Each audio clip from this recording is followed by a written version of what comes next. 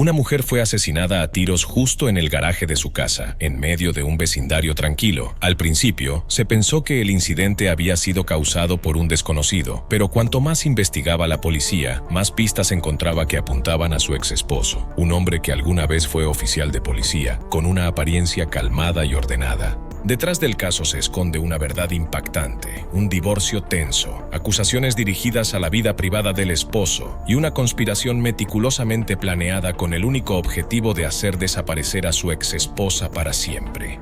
¿Qué llevó a un padre de 3 hijos al punto de contratar a un sicario? ¿Y cómo se descubrió un caso aparentemente sin pruebas casi 30 años después? Sigamos el rastro de la perturbadora verdad detrás del caso Farah Fratta. Si te gustan las historias criminales impactantes, no olvides dar like y suscribirte a nuestro canal para no perderte otros videos dramáticos y fascinantes. La noche del 9 de noviembre de 1994, en un tranquilo vecindario suburbano de Houston, Texas, un disparo repentino rompió la calma habitual. El incidente ocurrió alrededor de las 7:38 de la noche, justo cuando muchas familias de la zona cenaban o preparaban a sus hijos para dormir. Nadie esperaba que en cuestión de minutos una joven mujer madre de 3 hijos se convirtiera en víctima de un ataque frío y calculado.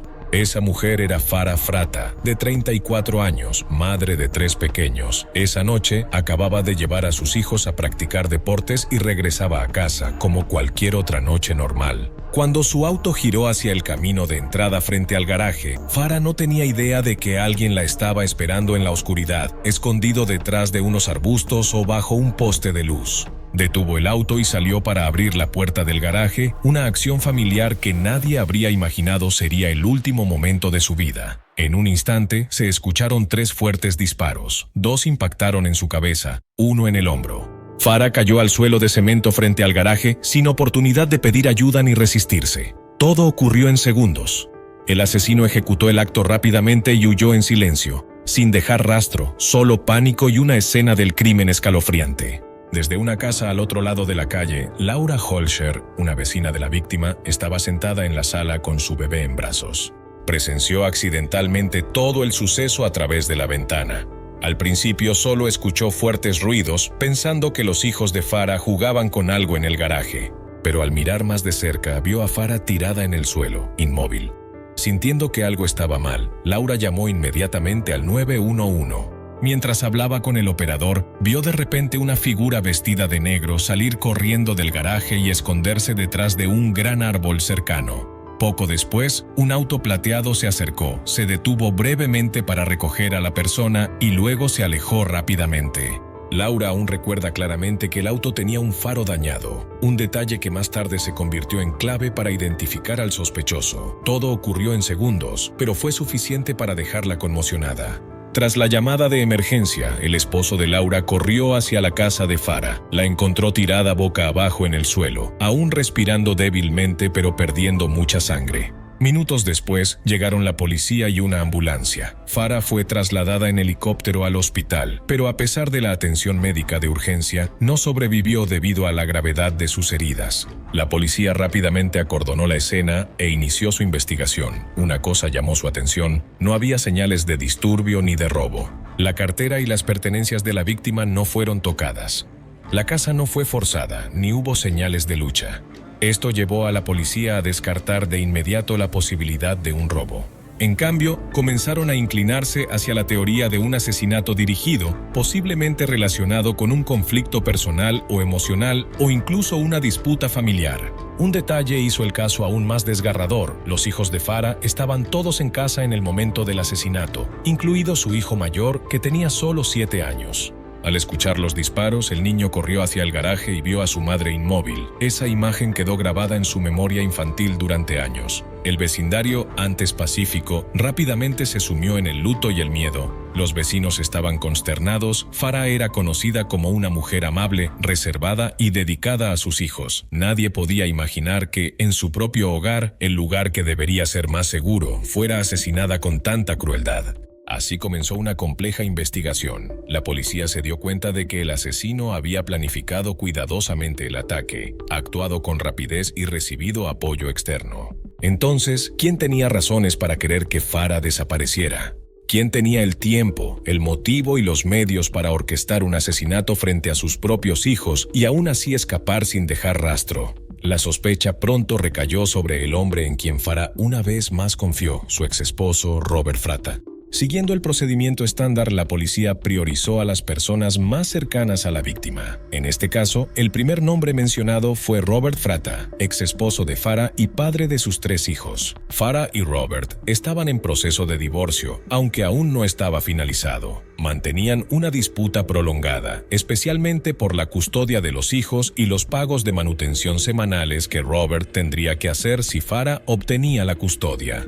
Ese pago se estimaba entre $600 y $700 por semana, una cantidad significativa para alguien como Robert, quien llevaba un estilo de vida bastante extravagante. De hecho, menos de una hora después de que Farah fuera asesinada, Robert regresó a casa con los niños, sin mostrar señales de estar afectado por lo sucedido.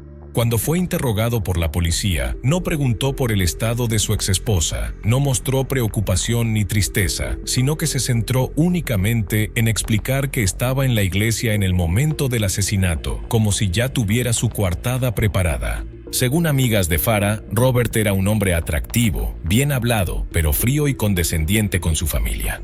Cuando se conocieron, Farah se sintió atraída por la madurez de Robert. En ese momento, él era policía y bombero. Sin embargo, tras el matrimonio y los hijos, comenzó a surgir el lado oscuro de Robert. A menudo hacía comentarios emocionalmente dañinos a Farah, especialmente atacando su apariencia y autoestima. Muchos creen que fue debido al abuso mental constante de Robert que Farah decidió someterse a una cirugía estética para recuperar su confianza. No obstante, tras fracasar todos los intentos por salvar el matrimonio, Farah optó por el divorcio. Quería terminar una relación de 10 años con un hombre que cada vez veía como más controlador, insensible y aterrador. Farah no solo quería separarse, quería la custodia de los hijos y exigía el apoyo financiero total de Robert.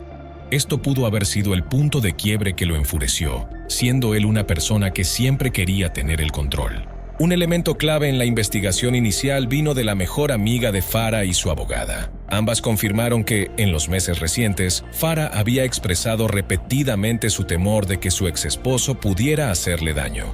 No solo temía perder la custodia, temía que Robert hiciera algo terrible para eliminarla por completo. Farah incluso le dijo explícitamente a su abogada que, si algo le pasaba, debían investigar a Robert primero. Esto aumentó aún más la sospecha de la policía, que consideró que el asesinato había sido premeditado y que Farah quizás ya presentía que algo terrible iba a ocurrir. De los 3 hijos de Robert y Farah, el mayor, Bradley, entonces de solo 7 años, jugó un papel crucial en la investigación.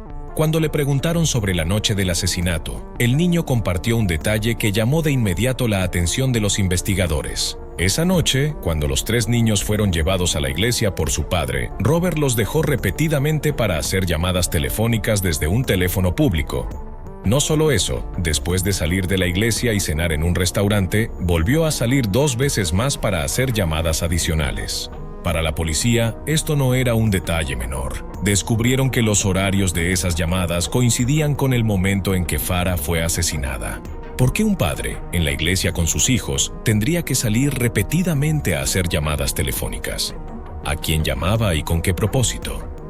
Estas preguntas se convirtieron en el punto de partida de un gran avance en la investigación. La policía revisó de inmediato los registros telefónicos públicos de las áreas cercanas a la iglesia y al restaurante que Robert había visitado esa noche. A través de esto, rastrearon llamadas repetidas a una mujer llamada Mary Gibb, un nombre completamente desconocido en ese momento. A partir de Mary Gibb, la investigación se amplió. La policía descubrió que vivía con su novio, Joseph Pristash, un hombre con antecedentes penales y conocido de Robert del gimnasio. Los registros telefónicos, los testimonios de testigos y la sospechosa coincidencia entre el auto de Joseph y el auto plateado descrito por los vecinos con un faro roto comenzaron a formar una red cada vez más cerrada que apuntaba al aparentemente inocente exesposo. En ese punto, los investigadores no solo buscaban al tirador, habían determinado que el asesino no actuó solo. Detrás del asesinato de Farah Fratta había un plan sofisticado, con roles claramente asignados: el autor intelectual, el intermediario y el ejecutor. ¿Y quién estaba en el centro del plan? Nada menos que Robert Fratta. Durante muchos meses después de la muerte de Farah, la policía de Houston continuó su investigación en silencio. Sus sospechas se centraban cada vez más en Robert Fratta, el frío exesposo que no derramó una sola lágrima al enterarse de que su esposa había sido asesinada en su propio garaje. Pero el problema era que condenar a alguien como Robert, un ex policía que conocía la ley y había preparado cuidadosamente una coartada, no podía basarse en intuiciones o teorías. Necesitaban pruebas sólidas o un testigo que revelara la verdad. El punto de inflexión llegó al año siguiente, cuando la policía arrestó a un sospechoso por un robo bancario no relacionado. El hombre detenido fue Howard Guidry, un joven afroamericano con antecedentes penales, conocido por frecuentar zonas de alta criminalidad en Houston. Durante el registro, la policía confiscó el arma que había usado en el robo. Entonces ocurrió algo inesperado. La unidad de balística descubrió que el calibre del arma coincidía con los casquillos recuperados en la escena del crimen de Farah Fratta. El hallazgo del arma fue un gran avance. Howard fue interrogado de inmediato. Al principio guardó silencio y se negó a confesar, pero después de horas enfrentándose a las pruebas, finalmente admitió que fue él quien disparó contra Farah Fratta la noche del 9 de noviembre de 1994. Sin embargo, Howard afirmó que no conocía a la víctima y que no tenía ningún resentimiento personal. Simplemente fue contratado para hacerlo, pero quien lo contrató no fue Robert Fratta directamente, sino un intermediario llamado Joseph Pristash. Eso fue todo lo que la policía necesitaba. La investigación se centró en Joseph. No era un desconocido. Ya habían encontrado su nombre en los registros telefónicos de Robert y era el novio de Mary Gibb, quien ya había sido entrevistada. En ese momento Mary se había negado a cooperar, pero al recibir inmunidad comenzó a revelar toda la verdad. Según los testimonios de Joseph y Mary, Robert Fratta se acercó a Joseph en el gimnasio, diciéndole que tenía problemas con su esposa y pidiéndole ayuda. Poco después, Robert dejó claras sus intenciones. Si Joseph podía encargarse de su exesposa Farah, le pagaría $2,000 en efectivo y le daría un jeep. Joseph aceptó, pero no quería disparar él mismo, así que reclutó a Howard, un conocido del bajo mundo con antecedentes. Se puso en marcha un plan simple pero bien organizado. Robert eligió el 9 de noviembre porque sabía que Farah llevaría a los niños a practicar deportes y regresaría sola a casa.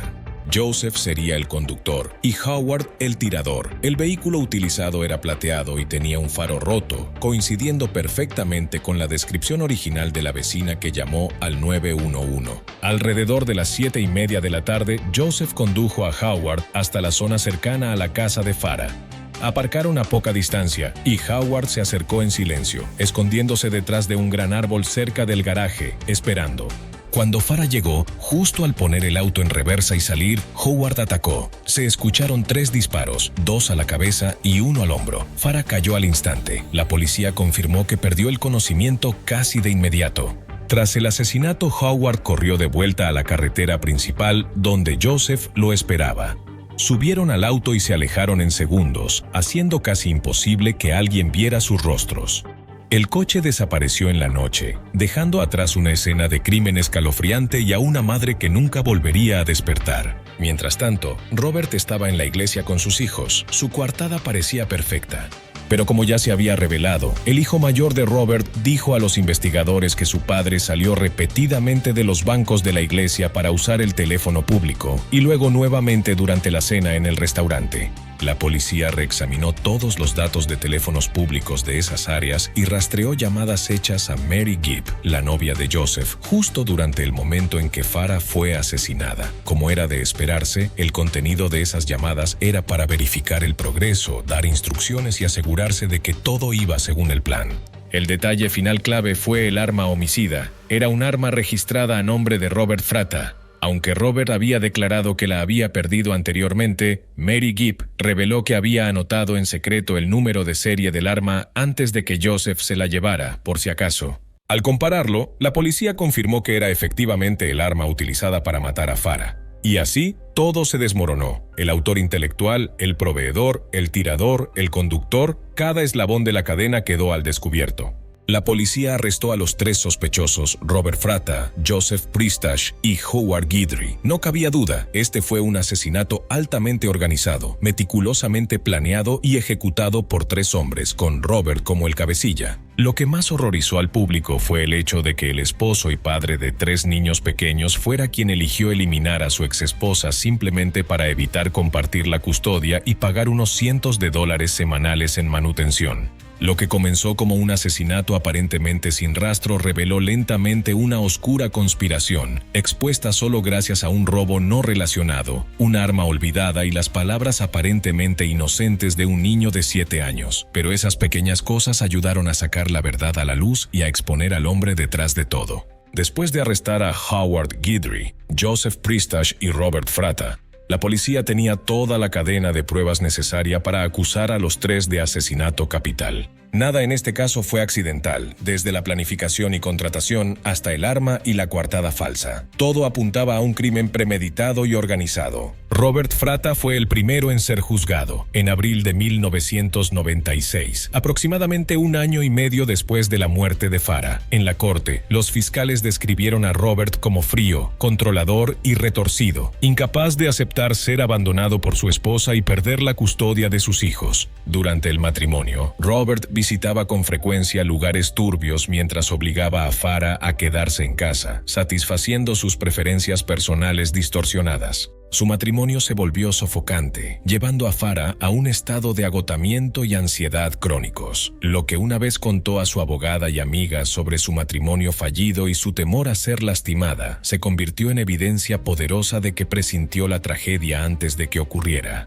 Uno de los momentos más escalofriantes en la sala fue cuando el hijo mayor de Robert y Farah, Bradley, de solo 7 años en el momento del crimen, fue llamado a testificar. Nadie podía culpar a un niño por no entender completamente la situación, pero lo que Bradley dijo sobre su padre saliendo repetidamente de la iglesia para hacer llamadas la noche en que su madre fue asesinada se convirtió en el vínculo final que unía a Robert con el plan de asesinato. Incluso, el niño saludó inocentemente a su padre desde el estrado de los testigos, sin saber que sus palabras estaban ayudando a llevarlo más cerca del corredor de la muerte. Además del testimonio de Bradley, el tribunal también escuchó a Mary Gibb, novia de Joseph. Ella confirmó haber visto a Joseph vestido de negro, saliendo de la casa la noche del crimen para recoger a Howard. Y más importante aún, Mary fue quien anotó el número de serie del arma, una prueba que demostraba que el arma usada para disparar a Farah pertenecía legalmente a Robert Fratta. Tras varios días de juicio, el 17 de abril de 1996, el jurado concluyó que Robert Fratta era culpable de asesinato en primer grado con circunstancias agravantes por premeditación. Un mes después, el tribunal lo condenó a muerte por inyección letal. Poco después del juicio de Robert, también fueron procesados Joseph Pristash y Howard Guidry. Ambos fueron acusados de asesinato organizado, participación como cómplices y también fueron condenados a muerte. Aunque no fueron los autores intelectuales bajo la ley de Texas quienes ordenan, median o ejecutan un asesinato por encargo, son tratados por igual ante la ley. Tras recibir la sentencia de muerte, Robert Fratta presentó múltiples apelaciones, alegando diversas razones para que su caso fuera reconsiderado, desde condena injusta hasta representación legal ineficaz. Sin embargo, tras casi 3 décadas de procedimientos, todas las apelaciones de Robert fueron rechazadas. Los tribunales federales y la Corte Suprema de los Estados Unidos sostuvieron que las pruebas eran claras y no hubo errores procesales graves durante el juicio. Finalmente, después de casi 30 años en el corredor de la muerte, el 10 de enero de 2023, Robert Fratta fue ejecutado por inyección letal en una prisión estatal de Texas. Cuando se le preguntó si tenía últimas palabras, Robert simplemente respondió, "No". Esa fría negativa marcó el final de la vida de un hombre que alguna vez fue oficial de policía, pero que asesinó brutalmente a la madre de sus 3 hijos. La muerte de Farah Fratta no fue solo un caso criminal impactante, sino que dejó un trauma duradero para sus seres queridos y la comunidad cercana. Los 3 hijos, que antes vivían en lo que parecía ser un hogar pacífico, tuvieron que crecer con una pérdida profunda, su madre asesinada y su padre condenado a muerte. Fueron criados por familiares maternos. Ya adulto, el hijo mayor criticó públicamente a su padre, diciendo que, aunque en su momento esperó una confesión o disculpa, lo único que recibió fueron negaciones frías y esfuerzos por convencer a los hijos de que era inocente. El caso también generó preocupación pública sobre los peligros ocultos de los divorcios altamente conflictivos. Exteriormente, Robert parecía ser un exesposo intentando hacer su parte, pero tras bambalinas estaba planeando eliminar a su esposa para evitar pagar manutención y mantener el control sobre sus hijos. Nos obliga a repensar los peligros cuando alguien se siente despojado de poder y de su lugar dentro de la familia. Más importante aún, el caso de Farah Fratta destaca el valor de una investigación persistente y meticulosa, incluso cuando al inicio no hay pruebas físicas claras. No hubo imágenes de vigilancia ni testigos que vieran claramente el rostro del asesino, pero al reunir pistas, la policía de Houston logró desentrañar cada nudo y llevar a todos los implicados ante la justicia. Esto concluye la historia detallada del caso de asesinato de una esposa, provocado por la exposición de una vida privada retorcida que hemos recopilado. Creemos que puedes tener tus propias opiniones sobre este caso. Por favor, deja tus comentarios abajo. Nos encantaría conocer tu opinión. Gracias por ver el video de hoy. No olvides dar like y suscribirte para ver más videos inusuales, misteriosos y cautivadores en nuestro canal.